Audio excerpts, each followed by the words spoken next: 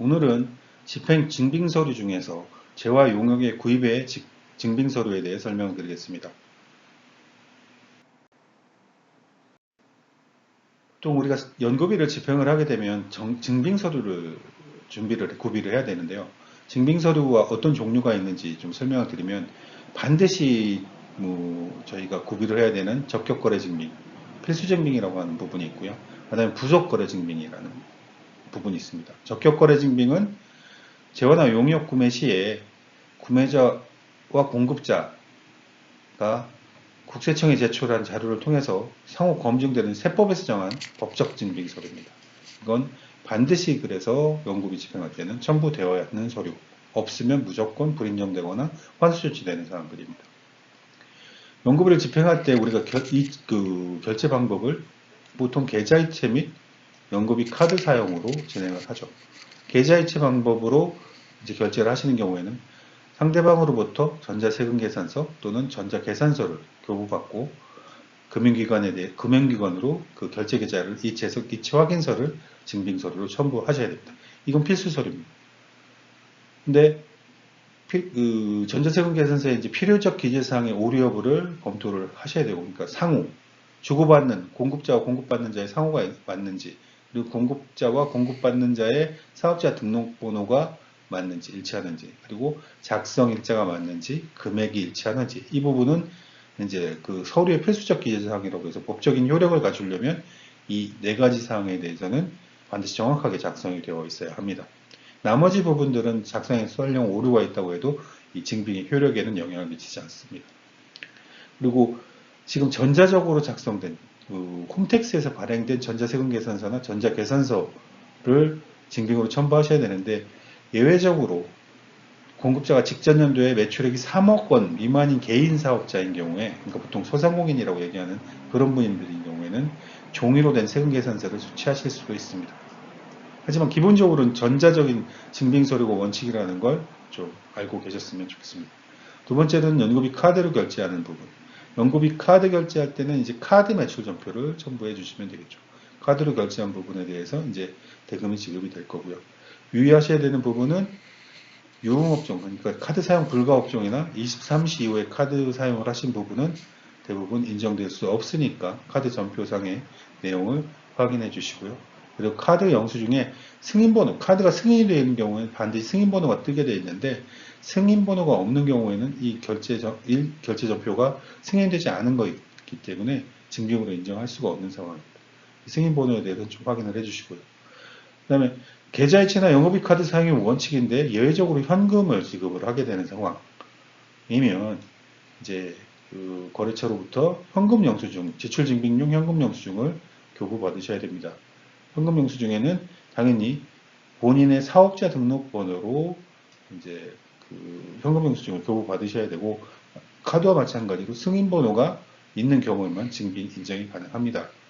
이 현금 영수증은 카드 전표와 동일한 효력을 갖고 있기 때문에 그 공급받는 자의 사업자 등록번호를 불러주시고 그걸로 지출 증빙용으로 현금 영수증을 교부받으면 카드와 동일한 효력을 갖추실 수 있습니다.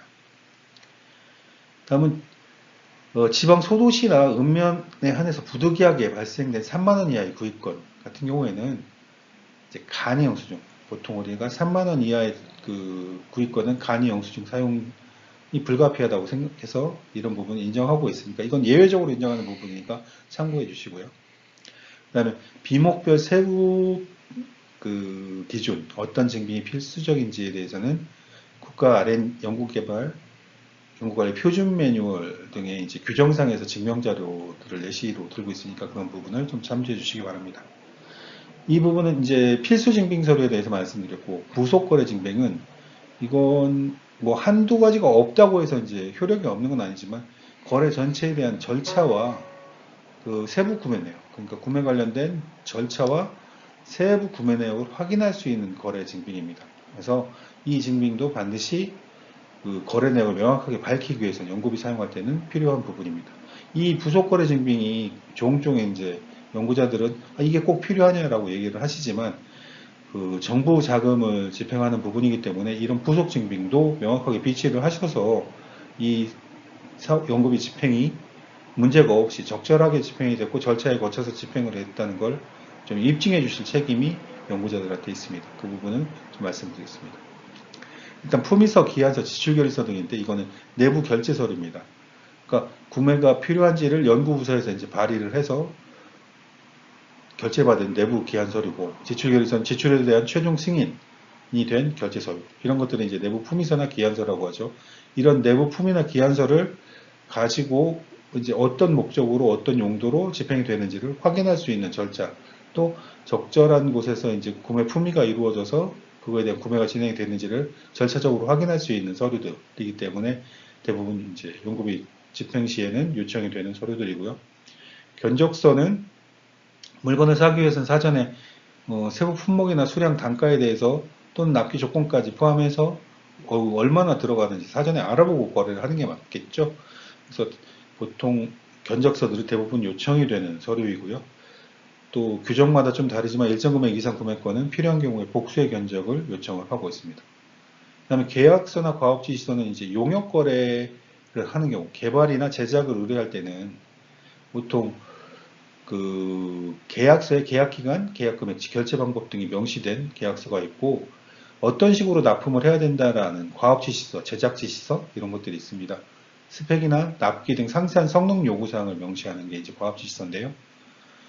이런 서류에 의해서 나중에 납품이 끝나고, 그러니까 개발이 끝나고 납품을 하거나 제작이 끝나고 납품이 되면 그거에 대한 검수를 할 때도 이 과업지시서에 근거해서 진행이 되겠죠. 이제 결과보고서를 통해서 용역 수행 등에 대한 결과보고를 하거나 검수조서를 통해서 납품 및 용역 완료에 대한 확인을 하는 서류를 내부적으로 비치하게 되고, 연구비, 정부 자금을 사용하는 연구비 등에서는 이제 그 검수에 대한 부분을 좀 더 명확하게 밝혀주기 위해서 그 검수에 대한 증빙 사진을 보통 첨부를 하고 있죠. 그 다음에 이제 거래 명세서나 운송장은 거래를 함에 있어서 그 공급자가 공급받는 자에게 거래를 확인시켜주기 위한 서류인데, 어떤 품목이 몇 개가 납품이 됐는지를 세부적으로 이제 표시해주는 서류입니다. 보통은 운송회사를 통해서 이제 납품이 될 때는 거래명세서보다는 운송장, 어떤 운송 품목과 수량이 이제 그 운송회사를 통해서 전달이 됐다라는 걸 보여주는 표고요, 명세서고요. 이런 것들이 이제 증빙서류로서, 부속된 증빙서류로서 제출이 됩니다. 그리고 사업자 등록증 사본이나 통장 사본은 이제 절차상 거래 상대방을 확인하기 위해서 회사들이 보통은 요청을 하고 있는 서류들인데요. 통장 사본은 계좌 이체를 해야 되니까 계좌를 이체하기 위한 공급자의 계좌번호를 확인하는 절차고, 사업자 등록증은 우리가 요구하는 사항들에 대해서 이 회사가 관련된 업종이나 업력이 있는지를 좀 검증하기 위해서 확인하는 서류라고 보시면 될 것 같습니다.